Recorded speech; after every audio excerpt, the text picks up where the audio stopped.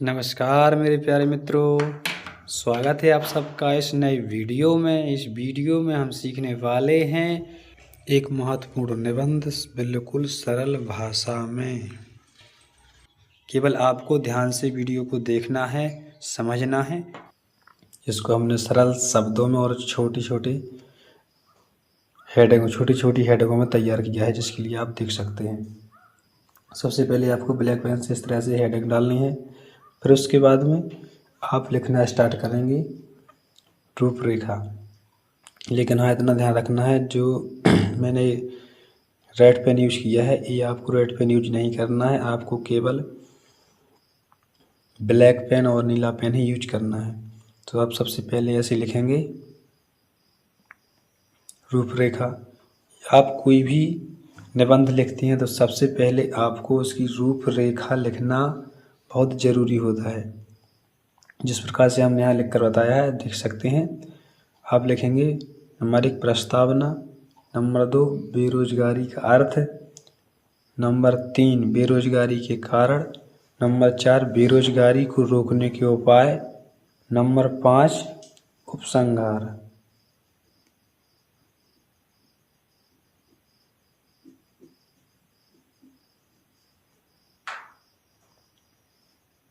फिर उसके बाद में आप यहाँ से विस्तार से लिखना शुरू करेंगे। प्रस्तावना, ब्लैक पेन से हेडिंग डालेंगे प्रस्तावना डैश करके लिखेंगे बेरोजगारी की समस्या हमारे देश में प्रमुख समस्या है। या आप इसको इस तरह भी लिख सकते हैं कि बेरोजगारी की समस्या हमारे देश में बहुत ही जटिल बड़ी समस्या है। यह दिन प्रतिदिन बढ़ती जा रही है। जैसे दिन बीतते यानी दिन बढ़ते जा रहे हैं, वैसे ही बढ़ती जा रही है। इससे एक और गरीबी और दूसरी ओर भुखमरी और युवकों में आक्रोश तथा अनुशासनहीनता को भी बढ़ावा मिलता है। चोरी, डकैती, हिंसा, आत्महत्या आदि अनेक समस्या का मूल कारण बेरोजगारी ही है। इसके बाद नंबर 2 दूसरी हेडिंग देखेंगे बेरोजगारी का अर्थ। इसमें हम देखेंगे बेरोजगारी क्या है।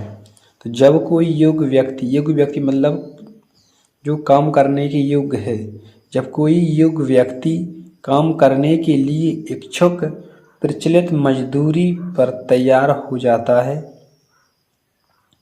प्रचलित का मतलब होता है जो चल रही होती है, और उसे काम ना मिले तो ऐसी अवस्था को बेरोजगारी कहते हैं। सीधी सी बात है, जो व्यक्ति काम करने के लिए इच्छुक है वो प्रचलित मजदूरी पर काम करने के लिए तैयार हो जाता है और उसे काम नहीं मिलता है, तो ऐसी एक अवस्था को बेरोजगारी कहा जाता है।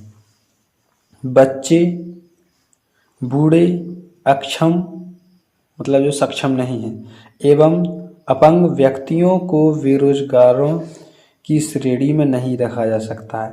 यानी ये बच्चे हैं, बूढ़े, अक्षम एवं अपंग व्यक्तियों को बेरोजगारी की श्रेणी में नहीं रखा जा सकता है, क्योंकि वो काम करने के योग्य नहीं है। सीधी सी बात, जो व्यक्ति काम करने के योग्य नहीं है उन्हें बेरोजगारी की श्रेणी में नहीं रखा जा सकता है।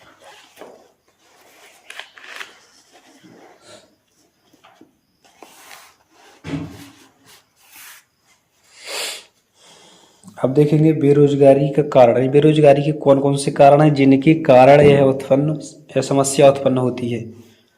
तो हम देखेंगे बेरोजगारी के कुछ कारण या कुछ प्रमुख कारण इस प्रकार हैं। जनसंख्या की तीव्र गति यानी जो जनसंख्या तीव्र गति से बढ़ रही है।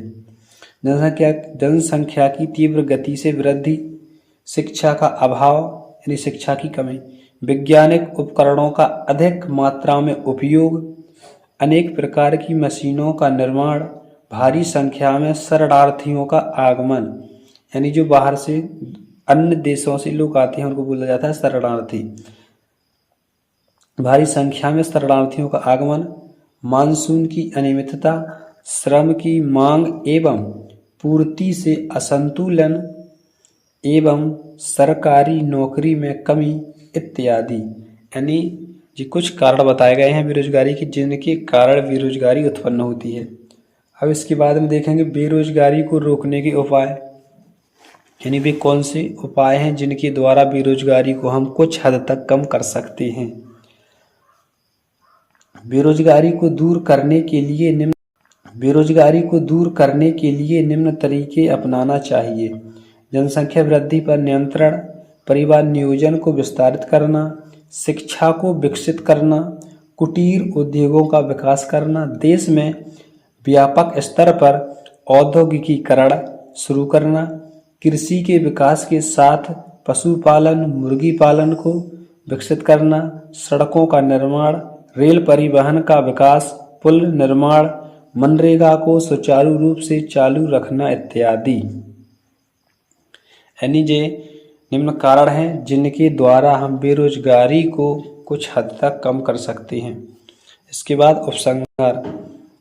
उपसंहार में देखेंगे आप, बेरोजगारी को दूर करने के लिए हम सबको एकजुट होकर प्रयास करना चाहिए एवं कम दरों पर काम नहीं करना चाहिए।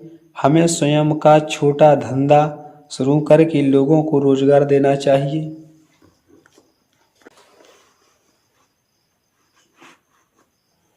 तथा अधिक जरूरत पड़ने पर मशीनों का उपयोग करना चाहिए। ज़्यादा से ज़्यादा मजदूरों को रोजगार देना चाहिए। इन सब तरीकों से हम बेरोजगारी की समस्या को दूर कर सकते हैं। तो यह था बेरोजगारी की समस्या पर निबंध, जिसको मैंने आप लोगों को समझाने का प्रयास किया है। आशा करता हूँ आप लोगों को अच्छे तरीके से समझ में आ गया होगा। इसके बाद मिलते हैं अब एक दूसरी वीडियो में। जब तक के लिए जय हिंद।